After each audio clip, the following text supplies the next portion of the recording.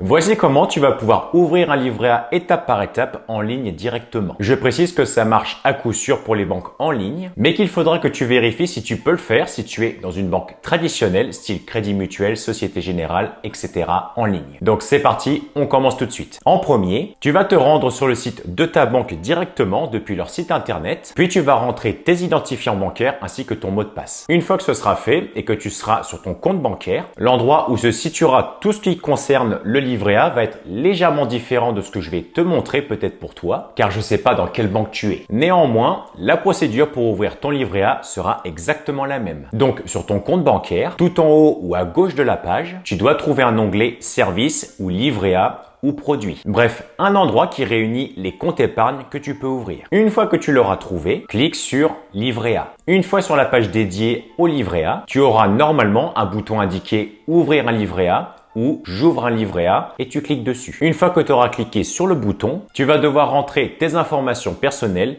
que ta banque te demande. Tu auras juste à te laisser guider par ce que te demandera ta banque. Une fois que tu auras rempli toutes les informations qu'elle t'aura demandées, tu vas normalement tomber sur une page comme celle-là où on va te demander quelques petites choses concernant l'ouverture de ton livret A. Alors déjà, pour ouvrir ton livret A, tu vas avoir besoin de faire un versement d'au moins 10 € pour ouvrir ton livret. Donc juste ici, ta banque te montrera le ou les comptes qui sont logés chez elle. Choisis le compte qui sera débité de 10 € minimum pour l'ouverture de ton livret A. Une fois que tu auras choisi le compte à débiter, juste en dessous, on te demandera si tu souhaites mettre en place un virement automatique chaque mois vers ton livret A avec le compte bancaire que tu auras choisi pour l'ouverture du livret A. À toi de choisir ce que tu comptes faire, mais sache que c'est pas obligatoire et que tu peux le faire plus tard si tu le souhaites. Une fois que tu auras fait ton choix, un peu plus bas, on te demandera si tu autorises ou n'autorises pas l'administration fiscale à communiquer les informations sur un éventuel livret A que tu possèdes dans une autre banque. Car oui, une personne a le droit de posséder qu'un seul livret A. Si jamais tu mens là-dessus, tu risques une amende de 2% de la somme que tu auras placée sur le livret A déjà ouvert, donc rigole pas avec ça. Coche simplement la case « J'autorise », te prends pas la tête. Une fois que la case sera cochée, un peu plus bas, on te demandera si tu veux prendre une assurance compte. En gros, avec cette assurance, ton entourage recevra entre 3 000